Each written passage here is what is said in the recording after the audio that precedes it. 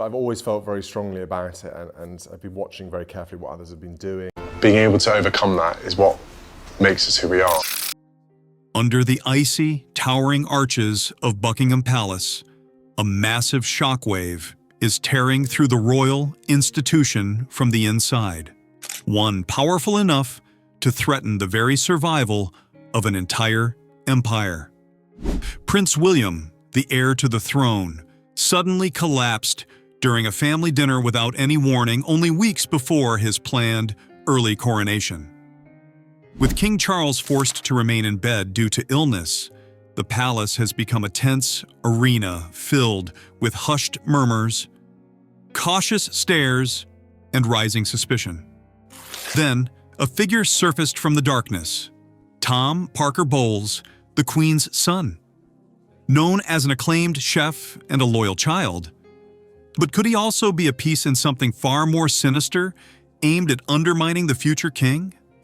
What has shaken the public most isn't merely the allegation. It's Camilla's unsettling lack of reaction. No visible grief. No attempt to refute the claims. Instead, she offered only a calm request for time to think. While the media frenzy roars outside the palace walls, one disturbing question has seized the entire nation. Is Queen Camilla caught in a conspiracy beyond her control? Or is she the one who orchestrated this royal catastrophe from the very beginning? Buckingham Palace, long regarded as an enduring emblem of British authority and tradition, is now trembling like a centuries-old structure caught in the heart of a violent storm. A disturbing report has spread at breakneck speed. Prince William, the direct heir to the throne, was mildly poisoned during what was meant to be an intimate and comfortable family dinner. Medical examinations carried out by royal physicians have stunned the public. Test results revealed his body contained alarmingly elevated histamine levels, which set off a dangerous allergic response and sent him into emergency treatment. This does not appear to be a simple mishap. Instead, it carries the unmistakable marks of a calculated scheme. And suspicion has fallen heavily on Tom Parker Bowles, Queen Camilla's son from her former marriage. The Royal Secretary's office has formally called Tom Parker Bowles in for questioning. He is widely known as a well-liked celebrity chef, famous for his warm expression and successful television cooking programs.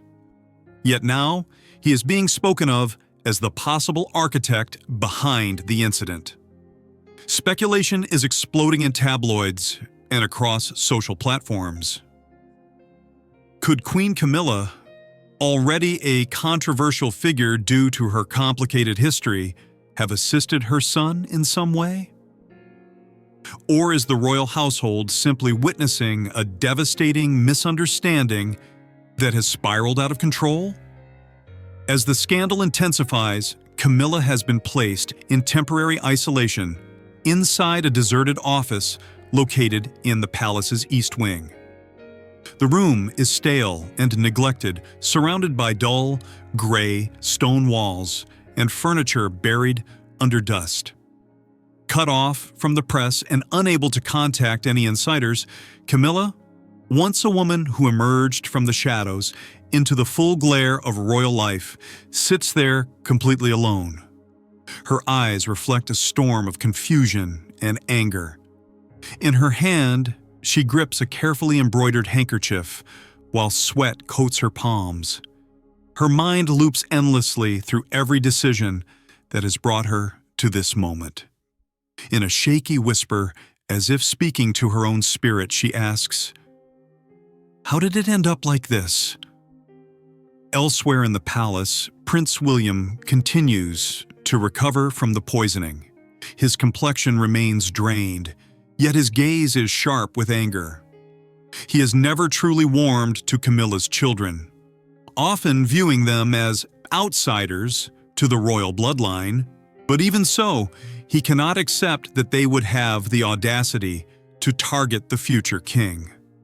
Although a faint trace of stomach pain still lingers, what cuts far deeper is the emotional blow, the sting of betrayal from people he had tried to coexist with. William squeezes Princess Kate's hand tightly and says, under his breath, "How fragile do they think I am? They've made a serious mistake." Kate, filled with both concern and determination, gently rubs his hand, assuring him she will remain by his side no matter what happens.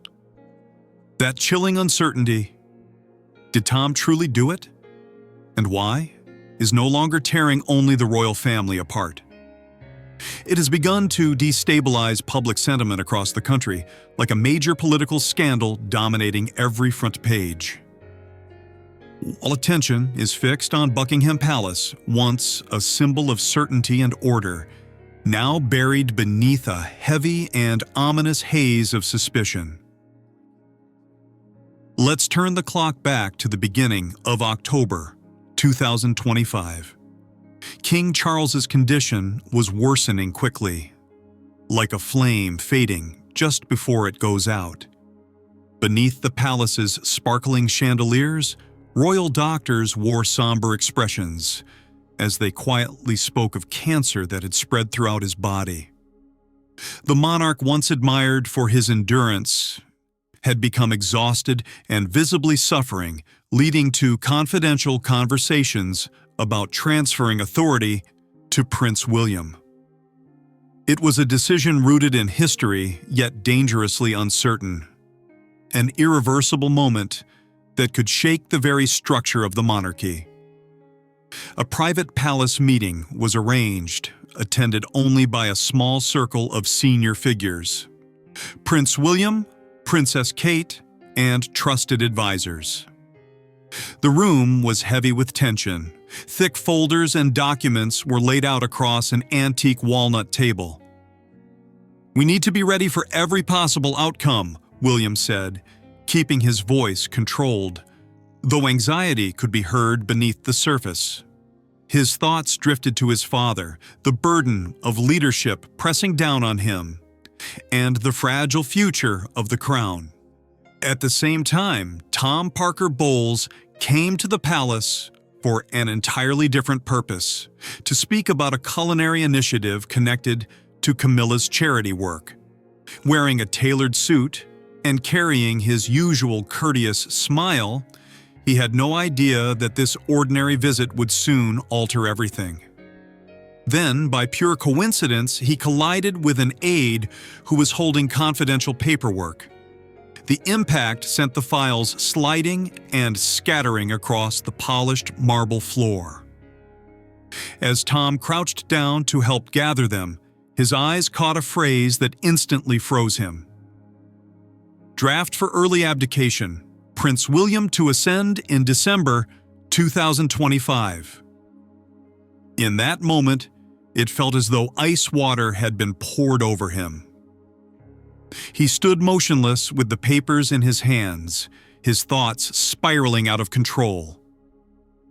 Within only a few weeks, his mother, Queen Camilla, would be stripped of her title, and Charles, his stepfather, who had deeply loved Camilla, would be reduced to a weak, abdicated king. Fear surged through Tom, tangled with resentment. How can this be? Mom gave up so much to reach this position, he thought, the pain tightening in his chest. Tom understood what this would mean. If the plan moved forward, Camilla would be pushed to the sidelines, left with nothing but an empty status as a former queen consort. She would lose her influence, her privileges, and possibly even the public regard that came with her role. Inside him, a dangerous mix of anger and panic sparked into life, burning quietly but ready to explode. Overwhelmed, Tom quickly left the palace, his mind in chaos and his decision already forming. He couldn't allow this to happen. And it was in that moment, within the palace's hidden, darker corners, beneath the brilliance of its grand exterior, that the plot began to take shape. At the very same time, Camilla was attending a charity function in Windsor. She stood under flashing cameras with a bright, practiced smile, yet inside she was weighed down by anxious thoughts. Then, an urgent message from her son appeared on her phone. "Mom, we need to meet now." Without drawing attention, she quietly slipped away, leaving behind the polite clapping and formal conversation, and made her way to Tom's restaurant in Chelsea. Inside a secluded private room, Tom told her everything. His emotions spilled out, and his voice trembled as he spoke. Camilla listened in shock, the color draining from her face, even beneath her carefully applied makeup. She understood immediately that if Charles stepped down, her own standing would fall into a dangerous void of power. "We can't allow this," she thought, burning with anger. After several moments of tense silence, Camilla finally leaned in and murmured, "If William becomes king now, we'll be left with nothing." Together, the pair devised a plan centered on what would appear to be a harmless gathering, a family unity dinner, presented as a way to reconnect and strengthen bonds during shifting times at court. Tom would serve as the head chef, giving him the perfect opening to put their scheme into motion. Camilla then shared a critical and highly personal detail. "William's stomach is fragile. Doctors say he's vulnerable to allergies, especially seafood." Tom gave a faint smile, his eyes gleaming with calculated intent.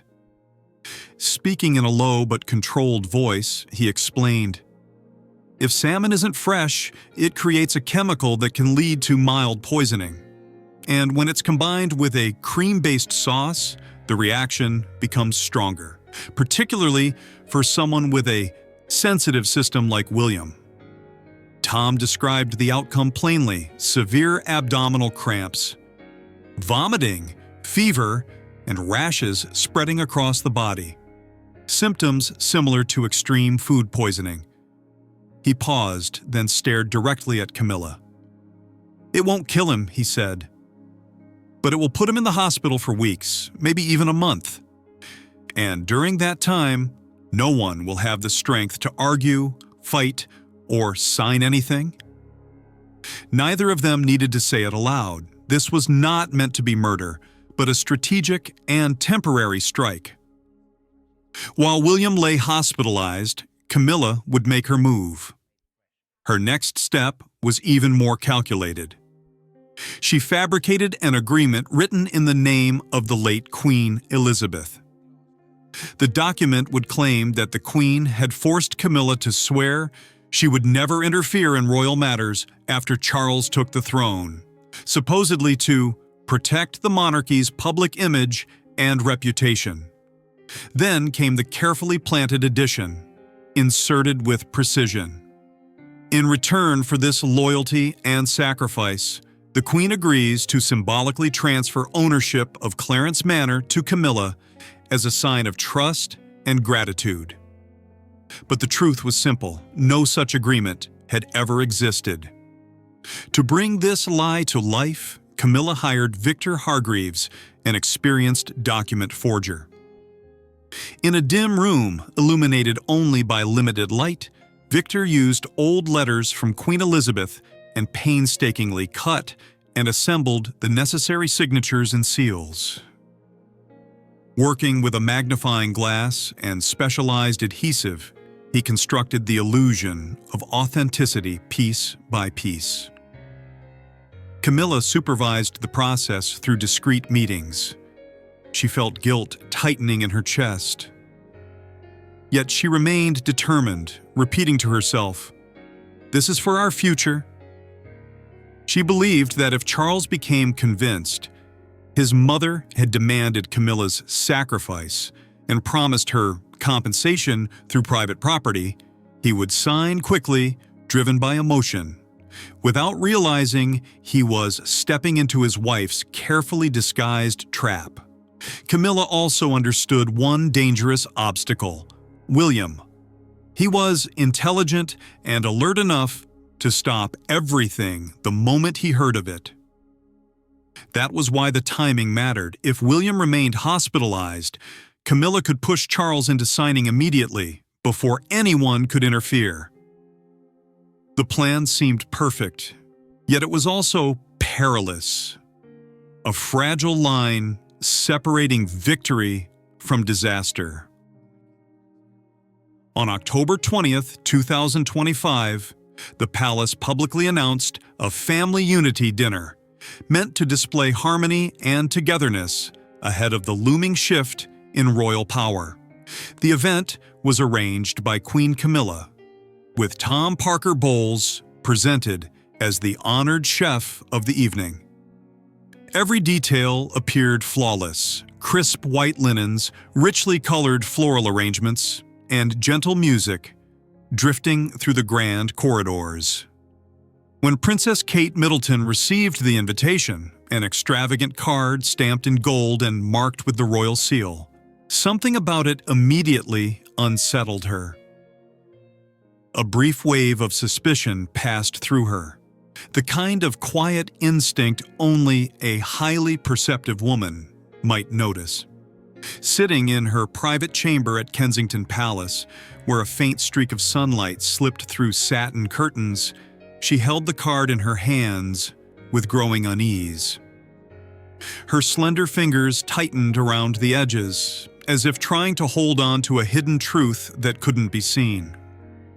"William, don't you think this dinner feels strange?" she asked, her voice carrying both worry and alertness. Her blue eyes reflected genuine concern. "Why now, when everything is already so tense?" William, seated at his desk, surrounded by documents related to the transition, lifted his gaze and offered her a calm, reassuring smile, the kind he reserved only for her. "Don't overthink it, darling," he replied softly, though with quiet firmness, attempting to extinguish the doubt forming inside her. "It's simply a family dinner meant to bring us closer during difficult times. Camilla wouldn't dare do anything to me right now. There's no need to worry." He stood and wrapped her in a tight embrace, feeling her warmth. Yet deep inside, even William sensed something unsettling, like a cold draft passing through unseen cracks in the royal family's foundation. The following evening, the dinner took place under an atmosphere that felt warm on the surface, yet hollow beneath. Camilla wore a gracious smile, welcoming everyone with her practiced charm, though her eyes frequently shifted toward Tom, who was busy inside the kitchen. Charles remained mostly silent, his expression exhausted from illness, forcing politeness through visible fatigue. William stayed courteous, speaking calmly with the others, but tension lingered in the air like smoke that refused to clear. Then the main dish arrived, salmon pasta served with a creamy sauce, fragrant and appealing. Tom personally plated and presented it, smiling as he spoke. "I hope everyone enjoys it," he said. "It's my special recipe." The guests began eating, and the clinking of silverware created a steady rhythm, until only 30 minutes later, everything collapsed into chaos. William suddenly felt an intense heat surge into his face. A brutal cramp twisted inside his stomach, and dizziness blurred his vision. His skin turned sharply red, then drained into a ghostly pale. Sweat streamed down his body. He attempted to rise, but his legs gave way, and he staggered as his strength vanished. "Something's wrong," he whispered, gripping his abdomen. His voice was weak, strained by shock and pain. Panic exploded instantly. Palace doctors were called in urgency. Guests screamed. Glass shattered across the marble floor. The palace descended into frantic disorder, like a ship being thrown violently through a storm. Kate rushed to him immediately, tears gathering in her eyes, her face drained of color. "William, what's happening? Please! Oh, God, wake up!" she cried. She dropped to her knees, holding him tightly, shattered by the sight of her husband, the future king, collapsing right at the table, his body trembling from the terrifying allergic reaction. Camilla stood close by, wearing an expression of horror, acting stunned for everyone to see. But deep within, she released a silent breath of relief, knowing the first stage of the plan had worked. Within hours, headlines erupted everywhere. Prince William hospitalized for severe food poisoning. The report spread uncontrollably, shaking the UK and the world. Tabloids screamed dramatic coverage while social media overflowed with blame, speculation, and anger. That same night, as William was rushed under strict security to the Royal Hospital, Camilla sat alone with Charles in her private room. The silence between them was heavy, almost suffocating. Camilla brushed away a tear that threatened to fall and spoke in a voice as smooth as velvet, carefully crafted to sound vulnerable. "Before she died," Camilla murmured, "your mother, the late Queen, made me swear I would never interfere in royal affairs, but she also promised that if I remained loyal and stayed silent, she would leave me Clarence Manor. I only want to honor her final wish, my dear Charles." Then she produced the forged agreement, complete with Queen Elizabeth's familiar seal and signature. Charles, weak from illness and burdened by guilt, held the document in his hands. His tired, clouded eyes examined it closely. Emotion surged through him, along with a deep regret tied to the past. In that vulnerable state, he signed the transfer of Clarence Manor to Camilla. His voice was quiet, weighted with remorse. "I'll explain to William later, once he's well again," he said. Camilla lowered her head, hiding the faint, icy smile that flickered across her lips. Inside, her heart swelled with triumph. Everything was proceeding exactly as planned, yet the true climax was still ahead. Because beneath the royal family's polished exterior, darker secrets were only beginning to surface. In the turbulent hours following that disastrous dinner, London's Royal Hospital was transformed into a makeshift stronghold. Prince William lay inside recovering, protected under strict security, as if he were the nation's most guarded treasure. Outside, soft autumn rain continued to fall, calm on the surface. Yet inside the hospital, pressure and fear built relentlessly, like a storm gathering underground. It didn't take long before Princess Kate received alarming information.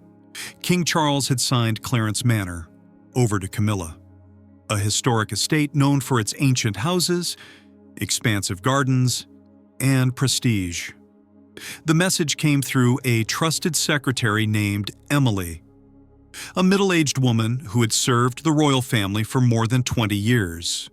With sharp observation and unwavering devotion, Emily had never been careless with the truth. She managed to arrange a discreet moment with Kate in the hospital corridor. Speaking through her medical mask in a hushed voice, Emily admitted, "Your Highness, I can't remain silent anymore. That agreement was signed only hours after the prince was admitted. Queen Camilla convinced His Majesty at the moment he was most vulnerable." Kate, seated beside William's bed with a cup of coffee that had gone cold in her hand, felt a sudden chill slide down her spine. She had spent countless hours caring for her husband, wiping sweat from his forehead, watching his pain, and hearing his strained groans as the effects of the poisoning lingered. But now, suspicion filled her mind with the intensity of an investigative journalist hunting a political scandal. Why would Camilla choose the exact moment William is hospitalized to push this through, she wondered. Her focused eyes moved across the sterile white room as hospital machines continued their steady beeping. Kate had never been naive or easily manipulated. She was intelligent, resilient, and had endured years of pressure from both the public and those within palace walls. Memories surfaced, Camilla's artificial smiles during family gatherings, and Kate felt a dark instinct rise inside her. "This can't be accidental," she whispered, gripping her phone tightly as if it were the only tool she had left. Refusing to remain passive, Kate waited until William began to wake from his medication-induced sleep. The pale afternoon light of autumn slipped through the blinds, falling across his drained face. Kate moved closer, holding his hand, and explained everything in a calm but convincing tone. "William, your father transferred Clarence Manor to Camilla. That agreement appeared right after you became ill. I don't believe it's random. Something is wrong here." For a long time, William said nothing. His eyes were dull with exhaustion, still clouded by pain and medication. Then, slowly, anger ignited inside him. Even weak, he tightened his grip around Kate's hand and whispered with controlled fury, "This isn't family anymore. This is a conspiracy." Without delay, William ordered his inner circle to assemble. A small group made up of royal attorneys, document specialists, and trusted security figures. They gathered secretly in a compact conference room near the hospital, under harsh fluorescent lighting. Papers were spread across the table in messy stacks. "We need to trace where that agreement came from," William instructed, his voice firm even though he should have been resting. The team worked through the night. They pulled records from royal archives, examined old documents, and compared signatures and seals using magnifying glasses. Every detail was inspected, each pen stroke, every faded spot of ink. They even used digital scanning software to identify tiny differences that might reveal forgery. William, still confined to bed, followed everything through video call, his eyes reddened by sleeplessness. In his mind, only one person had the reach, experience, and palace connections to arrange something so precise: Camilla. Throughout those restless nights, Kate remained beside him like an anchor. She brought him hot tea, gently ran her fingers through his hair, and offered steady encouragement. "We'll find the truth, William, for our family, and for our children's future," she promised. Emotion rose between them. William pulled her into a tighter embrace, overwhelmed with gratitude and love. Even amid fear and chaos, that moment felt like a rare warmth. Proof that loyalty and devotion still existed within the storm. Yet the tension in the air remained, like a bomb counting down toward detonation. Meanwhile, elsewhere in the city, Camilla was also unable to sleep. At Windsor Palace, she paced back and forth in her private room, her footsteps dull against the ancient carpet. A dim desk lamp illuminated her face, exposing anxious lines and worry that wouldn't fade. Her fingers shook slightly as she held a teacup that had long gone cold. "Will the plan be uncovered?" she asked herself. Her unease grew stronger, fueled by Kate's suspicious look during the dinner and the strangely quiet behavior of palace aides afterward. Her thoughts drifted to her son, Tom, everything she had done, everything she had sacrificed to shield him. For a brief moment, regret brushed across her mind like a passing wind. "I only wanted to secure something for the future," she muttered, her voice rough from exhaustion and sleeplessness. But ambition blurred her judgment, pulling her further into darkness. Camilla sank into an armchair and stared out at London's blackened night, her heart restless and unsettled. She had no idea the storm was already approaching, and that soon her secrets would be dragged into the light of justice. 2 days later, Prince William had recovered just enough to leave his hospital bed and return to Buckingham Palace, although his body remained exhausted, and sudden stomach cramps still struck him from time to time. That was when an unexpected figure appeared at the palace's side gate. The visitor was an older man, roughly 60 years old, with a rough silver beard and an old, worn coat that carried the unmistakable scent of fish markets. He owned a fish shop in Notting Hill, a bustling neighborhood where Tom Parker Bowles regularly bought ingredients for his restaurant. His hands trembled as he clutched an outdated phone, and his face was marked by guilt and fear, like someone forced into the role of witness in a high-stakes political trial. I have to speak to someone in charge," he stammered to the guards, his voice unsteady. "It's about Tom and the salmon." The report reached William quickly in the temporary office he was using inside the palace. William immediately instructed that the man be taken to a secure room. The atmosphere inside felt intensely strained, as though the scene belonged in a suspense film. The fish shop owner sat down, sweating heavily, then poured out the truth in a shaking voice. I can't live with it anymore.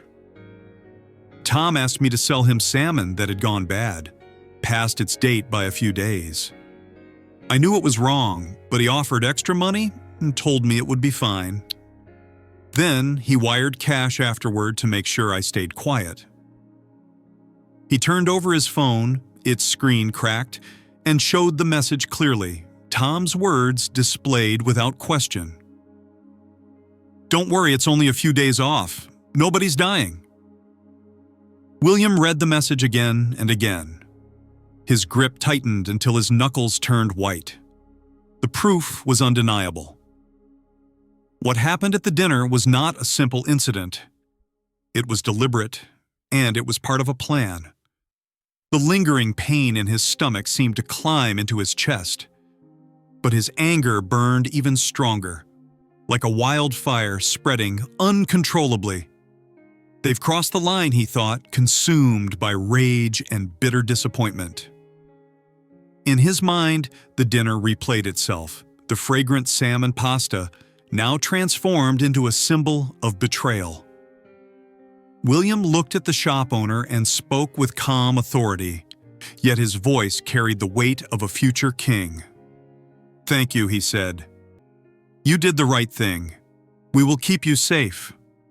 The man left, visibly lighter with relief.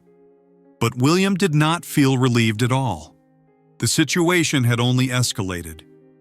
He immediately summoned the investigative team, and the confrontation moved closer to its peak.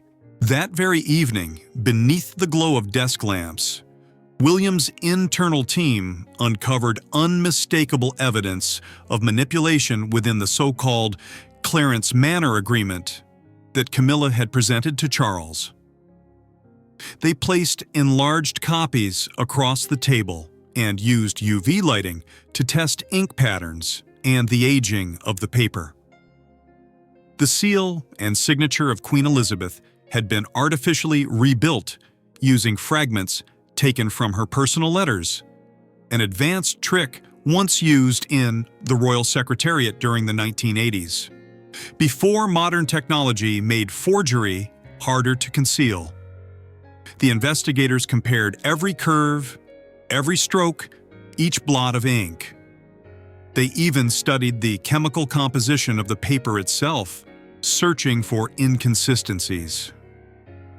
Finally, the team leader spoke, his voice firm and echoing through the room. "This document is forged. The Clarence Manor section was inserted later, taken from a different source, and there's no record of this agreement in the official archives."